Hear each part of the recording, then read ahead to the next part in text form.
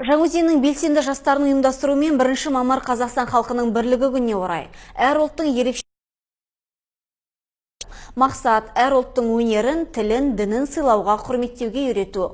5 ұлттың өкілдері бақ сынаған шара туралы толығырақ тілшіміз баяндап берсін.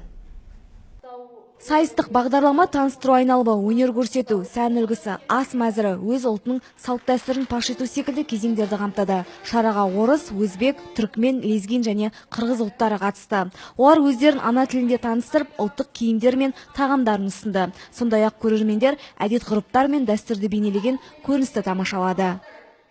Қатысушылар негізінен мектептерден, колледждерден, студенттер және де мұғалімдер болып келеді. Негізгі бұл сайыстың мақсаты бұл көп ұлтты Қазақстан Республикасының халықтар достығы, яғни еліміздің бірлігінің кепілдігі екенін таныту болып табылады.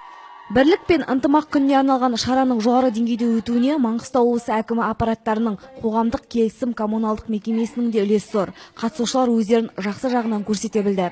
Солардың бірі өзбек ұлтының өкілі Ләззат Шерханқызы. Бүгінде ол ағылшын пәнінің ұстазы. Өзінің осы сайысқа қатысқанына қуанышты екенін айтып, ұйымдастырушыларға алғыстарын білдірді. Мен өзім өзбек ұлтын таныстырып отырмын бұл жерде және бірінші орын алуға үміттенемін.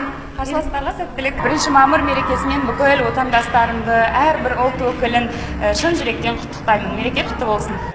Сайыс қатысушыларына әділ қаза алқалары өз бағаларын берді. 1 орынды түрікмен ұлтының өкілі Айнұр Аймағамбетова иеленсе, 2 орынға лезгин Айнұр Бағиева лайықты деп танылды.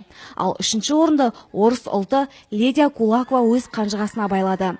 Жеңімпаздар дипломмен және бағалы сыйлықтармен марапатталды. Айнұр Мейрамбайқызы, Баққали Зиядинов, жаңалықтар.